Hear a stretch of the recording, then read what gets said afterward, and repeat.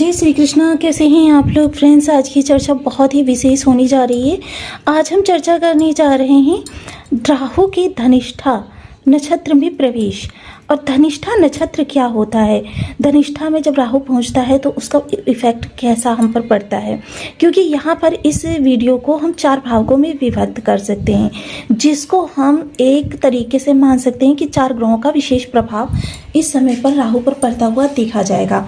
जैसे कि हम सभी लोग जानते हैं, जब भी ग्रह जो होता है आकाश मंडल के विभिन्न क्षेत्रों से होकर गुजरता है, उस समय पर उसका जिन जिन नक्षत्रों से यानी कि जिन जिन तारामंडलों से विशेष संबंध होता चला जाता है, उन तारामंडलों से उसका जो है एक तरीके से ऊर्जा का टकराव होता है। वह ऊर्जा कभी ग्रह को शुभ अवस्था में लेकर आती है, कभी उसको अशुभ अवस्था में लेकर आती है। इसको इस तथ्य के आधार पर हम समझ सकते हैं कि जैसे एक व्यक्ति का मूड कई अवस्थाओं में स्विंग होता है।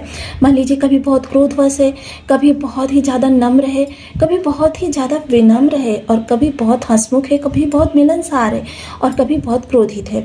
हर अवस्था में आप जब उसके साथ वार्तालाप करते हैं या उससे किसी प्रकार की डील करते हैं तो उनमें उसका अलग अलग इफेक्ट हमको देखने में आता है। तो चूंकि हम चर्चा कर रहे हैं राहुदेव महाराज की, जिनको कि नकारात्मकता का ग्रह भी माना जाता है। अब ये नकारात्मकता का ग्रह बनकर ये हमारे लिए किस तरीके के विशेष प्रभावों को जन्म देने जा रहे हैं, इन सभी विषयों को इस वीडियो में इंक्लूड करने जा रहे हैं, क्योंकि बेहद महत्वपूर्ण ये चर्चा रहने वाली है। यहाँ पर राहु के धनिष्ठा नक्षत्र के चतुर्थ पाद की विश्लेषण करने जा रहे हैं। धनिष्ठा नक्षत्र का चतुर्थ पाद जो कि कुछ द्वारा शासित है, यानी कि मंगल द्वारा शासित है। कार्तिकेय जी यहाँ पर विशेष महत्वपूर्ण होते हैं, और कार्तिकेय जी विजय के घोतक होते हैं। जब भी हमको किसी भी चीज़ में विजय की कामना करनी होती है, मोस्टली किस देव की पूजा की जाती है, कार्तिकेय जी की। मोस्टली कार्तिकेय जी जो हैं वो जीवन में हर क्षेत्र में आपको विजय दिलाने का काम करते हैं। भगवान भोलेनाथ और गौरा माता के पुत्र होने के कारण इनको विश्व में वंदनीय स्थान भी प्राप्त है। तो काफ़ी महत्वपूर्ण ये राहु का विशेष प्रभाव रहेगा, जहाँ विजय की पताका अब राहु के माध्यम से फैलती हुई देखी जाएगी। जीवन के हर संघर्ष पर आपकी विजय होती हुई देखी जाएगी, क्योंकि मकर राशि जो है एक चैलेंजिंग राशि है। अगर 12 राशियों में देखा जाए तो सबसे ज़्यादा अनुभवी और सबसे ज़्यादा जिम्मेदार और सबसे ज़्यादा चैलेंजिंग, यानी कि इनके जीवन में चाहे ये जितने भी संघर्ष क्यों ना कर लें, लेकिन चुनौती हर समय कोई ना कोई इनके समक्ष उपस्थित रहती है। अब देखिए, चुनौतियों का प्रारूप जो होता है वो चेंज हो जाता है हमारे ग्रह की शुभ और अशुभ स्थिति में, लेकिन चुनौती बनी रहती है। कभी भी ये ना सोचिए मकर राशि के जातक कि उनके जीवन से संघर्ष अब बिल्कुल पूर्ण रूपेण समाप्त हो जाने वाले हैं, क्योंकि देखिए, चाहे बिजनेस से जुड़ा हुआ या फिर आपके कह सकते हैं कि जॉब से जुड़ा हुआ या परिवार से जुड़ा हुआ या बच्चों से जुड़ा हुआ, सम्मान से जुड़ा हुआ, हर फील्ड में आप यदि दृष्टि डालें तो हर समय आपको कोई ना कोई एक ऊर्जा ऐसी होती है जो आपको चैलेंज करती रहती है। अब इस चैलेंज को पार करने की स्थिति में ही आपको एक विजेता माना जाता है। हालांकि चैलेंज तो आपके नहीं खत्म होने वाले, लेकिन इनका प्रतिशत मान लीजिए अगर ये 10, 5 या 2% आपको इफेक्ट कर रहा है तो उतनी ज़्यादा चिंताएं नहीं रहती हैं। लेकिन अगर ये 90%, 99% आपको इफेक्ट कर रहा है तो फिर समस्याएं बहुत बड़ी हो जाती हैं, और व्यक्ति हर समय उन्हीं समस्याओं में जूझता हुआ दिखाई देता है। तो चलिए आज धनिष्ठा नक्षत्र के चतुर्थ पाद में राहु के विशेष प्रभावों की चर्चा करते हैं, कैसा ये प्रभाव आपके जीवन पर इस समय डालने जा रहे हैं। क्योंकि राहु देखिए एक ऐसे ग्रह होते हैं जो कि अगर शुभ हो जाएं तो आपको कीर्तिमान प्रसिद्ध व्यक्ति बना देते हैं, और यदि अशुभ हो जाएं तो फिर आपको पतन की ओर ले जाने में भी देर नहीं करते। इनके प्रभाव अचानक वाले होते हैं, और इनकी कोई मर्यादा नहीं होती, बाउंडेशन नहीं होती, लिमिट नहीं होती। कितना ये आपको दे देंगे, किस समय पर दे देंगे और कहाँ से दे देंगे, ये पहले से कोई भी नहीं जानता। राहु का जो कुछ होता है अचानक आपके समक्ष उपस्थित होता है, और आप हतप्रद हो जाते हैं, कभी खुशियों से और कभी दुख से। तो आइए ऐसे ग्रह को जरूर जानना चाहिए कि किस तरीके के वो इफेक्ट हमारे लिए आगामी समय में लेकर आने जा रहा है। बने रहिए हमारे साथ इस वीडियो में, एंड तक आपको बहुत कुछ जानने के लिए मिलेगा। वीडियो बहुत ज्ञानवर्धक होने वाला है। यदि आपके लग्न में 10 नंबर बना हुआ है तो ये राशिफल आपके लिए। यदि कुंडली में कहीं भी चंद्रमा के साथ 10 नंबर बना हुआ है तो ये राशिफल आपके लिए। कुंडली ना होने की स्थिति में आप इसे नाम राशि से भी देख सकते हैं। यदि अभी तक आपने अपने इस चैनल को सब्सक्राइब नहीं किया है तो प्लीज़ सब्सक्राइब कर लीजिए, वीडियो को लाइक कर दीजिए, चैनल को शेयर कर दीजिए। इससे होगा क्या कि हमारे आने वाले हर वीडियो की नोटिफिकेशन मिल सकेगी आपको सबसे पहले। एक प्यारा सा कमेंट करना बिल्कुल ना भूलें, कमेंट से हमें बहुत मोटिवेशन मिलता है, हौसला मिलता है, और ये पता चलता है कि आप और क्या जानना चाहते हैं। सर्वप्रथम आज की डेट में यदि राहु की चर्चा करें तो राहु धनिष्ठा नक्षत्र के चतुर्थ पद से, क्योंकि इनका स्वभाव क्या होता है, ये सदैव वक्र गति से गोचर करते हैं। वक्र गति से गोचर करते हैं तो यानी कि इस भाव में जब आए हैं तो 30 डिग्री से प्रवेश किया है, किसी नक्षत्र में जाएंगे तो चतुर्थ पाद से जाएंगे। तो चतुर्थ पाद जो है धनिष्ठा नक्षत्र का चतुर्थ पाद जो है कुछ द्वारा शासित है, यानी मंगल से शासित है। जब ये मंगल से शासित है तो जाहिर सी बात है यहाँ पर आपके अंदर महत्वाकांक्षा है, नेतृत्व भावना और एक ऐसा सिद्धांत जो कि आपको दृढ़ संकल्प शक्ति के साथ प्रदत्त करता है। अब जाहिर सी बात है आपका ये भाव है तो आपके जो कह सकते हैं कि वाणी है वो काफ़ी तेजस्वी होने वाली है, लोगों को एक ऊर्जा से भरने वाली है, साहस से भरने वाली है।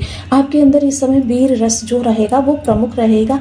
आपके अंदर एक ऐसी आग जगेगी कि आप अपनी इच्छाओं के लिए, मोस्टली धन भाव में है और धनिष्ठा नक्षत्र भी धन का प्रतिनिधित्व करता है, क्योंकि धनिष्ठा को अगर संधि विच्छेद किया जाए धन प्लस इष्ठा, यानी धन के प्रति आपकी जो इच्छाएं हैं, जिज्ञासाएं हैं, धन से संबंधित आपकी जो महत्वाकांक्षाएं हैं, उनको परिपूर्ण करने में इस समय आपका विशेष ध्यान रहने वाला है।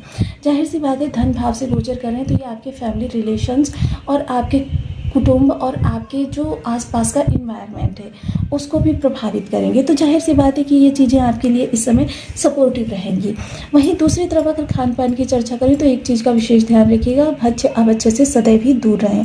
भक्ष्य अभक्ष्य से जब हम संबंध बनाते हैं या ऐसा कोई खाद्य पदार्थ खाते हैं जो कि ना खाने योग्य हो, जैसे तामसी हो, गरिष्ठ हो या फिर मांस मदिरा आदि हो, ऐसी चीज़ों का प्रयोग करने से क्या है, मोस्टली ग्रह, क्योंकि ये शनि की राशि है और शनि की राशि, शनि न्यायप्रिय ग्रह है, देवत्व पूर्ण है। हालांकि इन्हें पाप ग्रह माना जाता है, लेकिन कठोरता के कारण इनका जो जन्म है या इनका जो प्रभाव है वो देवत्व वाला ही है। तो देखिए इसलिए खाद्य पदार्थ जो हो भक्ष्य भक्ष्य ना हो, और साथ ही साथ इस समय किसी के साथ आपके व्यर्थ के विवाद या ईर्ष्या, द्वेष, जलन, ये चीज़ें आपको नेगेटिव स्तर पर ले जा सकती हैं। तो इन चीज़ों से बचे रहें और अपने कर्म के प्रति ईमानदारी बरकरार रखें। पंचम दृष्टि आपकी षष्ठ स्थान पर जाएगी तो जाहिर सी बात है यह समय ऐसा होगा कि आपको इस समय अगर शत्रुता में आप उलझे तो ये स्थिति आपकी आक्रामक भी बना सकते हैं, जिसकी वजह से क्या होगा, चीज़ें आपके लिए और ज़्यादा असहनीय हो जाएंगी। इस चीज़ को आपको बिल्कुल पूर्ण रूपेण अवॉइड करना है, यानी शत्रुता को पूरी तरीके से अवॉइड करना है। देखिए राहु का प्रभाव है तो राहु का प्रभाव जो होता है भ्रमकारक होता है। तो ऐसे में आपकी सिचुएशंस कुछ इस तरीके की भी हो सकती हैं कि आपको ऐसा लगे कि सामने वाला आपसे शत्रुता पाल रहा है, लेकिन हो सकता है कि सामने वाला आपके लिए अच्छा ही सोच रहा हो। वहीं दूसरी चीज़ क्या होने वाली है, दूसरी चीज़ जो होगी वो आपके लिए चीज़ों को बहुत ज़्यादा अच्छी तरीके से, बेटर तरीके से मैनेज करती हुई भी देखी जाएगी, क्योंकि इस समय आपकी स्किल्स जो हैं एक प्रतिद्वंदी के तौर पर बहुत ज़्यादा अपडेट रहेंगी। मोस्टली क्या होगा कि देखिए जब आपको लगेगा कि सामने आपके सामने खतरा है किसी भी चीज़ को लेकर, छोटी भी चीज़ को लेकर, कि सामने वाला आपके लिए कानाफूसी कर रहा है, आप बॉस के कान भर रहा है, तो ऐसे में आपकी एक छठी इंद्रिय जागृत होगी जो आपको संकेत देगी कि आपके लिए इस समय क्या करना बेटर रहेगा। सप्तम दृष्टि जो अष्टम स्थान पर जाएगी तो अष्टम स्थान भी अचानक का प्रभाव रखता है। मोस्टली देखिए राहु के जब भी सुप्रभाव चाहिए हो आपको सदैव ही अपने अंदर के रहस्यों को बरकरार रखना पड़ता है। जब आप अपने अंदर के रहस्यों को बरकरार रखते हैं तो ये राहु आपके लिए बहुत अच्छा करते हैं। राहु जिन भी स्थानों पर प्रभाव दे रहे हैं, राहु चाहते हैं कि आप उस भाव से संबंधित किसी के सामने अपनी रणनीतियों को ना खोलें। आपके जीवन साथी से संबंधित बहुत अच्छा होता हुआ देखा जाएगा। आपके अचानक धन लाभ के योग बन सकते हैं, हालांकि पहचानना ये आप पर डिपेंड करता है, क्योंकि यहाँ मंगल का विशेष प्रभाव रहेगा तो आपके अंदर थोड़ी सी कह सकते हैं ना कि जोश की अधिकता रहेगी, और बहुत अधिक जोश भी जो होता है हानिकारक होता है। तो इस दौरान जो आपके अंदर उत्साह होगा वो देखिए एक मायने में तो बहुत अच्छा होगा, लेकिन अगर उसको आपने ओवर में बदल दिया यानी कि अति कर दी तो फिर यही उत्साह, क्योंकि कोई भी चीज़ हो अति हर चीज़ की बुरी होती है, अति सर्वत्र वर्ज्यते। अब यहाँ पर देखिए आपके लिए जो गोपनीय तरीके से किए जाने वाले कार्य हैं या जिनका रिजल्ट गोपनीय होता है, ऐसी स्थिति में ऐसे कार्य आपके लिए बहुत ही लाभप्रद रहते हुए देखे जाएंगे। नवम दृष्टि आजीविका भाव पर जाएगी तो जाहिर सी बात है वह आजीविका भाव से संबंधित आपके जो इशूज़ हैं वो सॉल्व होंगे, क्योंकि राहु बहुत तीव्र चतुर चालाक बनाने का काम करते हैं, तीव्र बुद्धि देते हैं, तीक्ष्ण बुद्धि देते हैं, मस्तिष्क पर इनका पूर्ण नियंत्रण होता है। मस्तिष्क में देखिए, एक चीज़ तो आपको इस समय पर माननी ही पड़ेगी कि अगर मस्तिष्क में कोई भी स्थान हो, अगर वहाँ पर आप अबाड़-कबाड़ या गंदगी ज़्यादा रखेंगे, तो वहाँ पर जो आप अच्छी चीज़ भी रखेंगे ना, तो उसका शो है वो ख़राब हो जाएगा। तो ज़ाहिर-सी बात है, अपने मस्तिष्क में हमको अगर जो भी रखनी है वो क्रिएटिविटी रखनी है। ऐसी चीज़ों को मस्तिष्क में स्थान देना है जो आपके लिए फ्यूचर के लिए अच्छी हों, ताकि जो चीज़ें आपके विचार में आ रही हैं उनको आप अच्छे तरीके से अप्लाई कर सकें, चीज़ों को अच्छे तरीके से मैनेज कर सकें। क्योंकि देखिए, अगर आप अनर्गल चीज़ें ज़्यादा रखेंगे तो आपका फोकस कम हो जाएगा। तो ज़ाहिर-सी बात है, पुरानी चीज़ों को उसी जगह पर छोड़ दीजिए जिस जगह पर वो आपकी समाप्त हो रही हैं, उनको अपने मस्तिष्क में स्थान ना दीजिए। क्योंकि मोस्टली ऐसे लोगों को देखिए जो अपने मस्तिष्क में पुराने विचारों को बार-बार कुरेदते रहते हैं, बार-बार कुरेदते रहते हैं, तो ऐसे लोगों के जो न्यू थॉट्स हैं वो भी आने धीरे-धीरे बंद हो जाते हैं। क्योंकि मस्तिष्क में वही पुरानी घटनाओं का जमावड़ा बना रहता है और मस्तिष्क आगे अच्छे तरीके से स्वतंत्र रूप से कार्य करना बंद कर देता है। जब भी आप सोचते हैं किसी समस्या के बारे में या आप स्वयं को आगे बढ़ाने के बारे में, किस तरीके से और ज़्यादा आगे बढ़ा सकते हैं, ऐसी हर सिचुएशन आपके लिए दम तोड़ती हुई नज़र आती है। तो ज़ाहिर-सी बात है कि आपको इस समय पर कुछ ऐसा करना चाहिए। सबसे पहले तो मस्तिष्क को रिलैक्स करना चाहिए। इसके लिए आप योगा या प्राणायाम वगैरह का सहारा ले सकते हैं। मेडिकल साइंस में भी इसके लिए बहुत सारी चीज़ें बताई गई हैं। बहुत सारे ऐसे साइंस ने इम्प्रूवमेंट किए हैं जिनकी वजह से हम मस्तिष्क में जो विचार हैं उनको कंट्रोल कर सकते हैं। साथ ही साथ ओम राम राहवे नमः इस बीज मंत्र का आप 1 माला, 2 माला, 5 माला, 7 माला, 11 माला का जप नियमित अपनी सुविधानुसार करना प्रारंभ करें।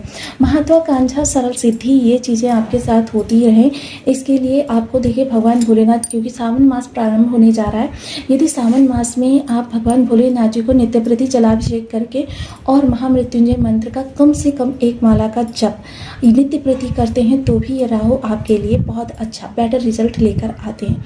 देखिए, महादेव भोलेनाथ जी जो हैं, श्रावण माह में इनका ही पूर्ण शासन रहता है, इसीलिए देखिए इनको इस माह इतना ज़्यादा वंदनीय माने जाते हैं। तो अगर आप चाहें तो सोमवार का व्रत भी कर सकते हैं। सावन के महीने में आप सायं के समय मंदिर में दीपदान करना बिल्कुल भी ना भूलें। दीपदान करें, घंटा दान कर सकते हैं और साथ ही साथ भोलेनाथ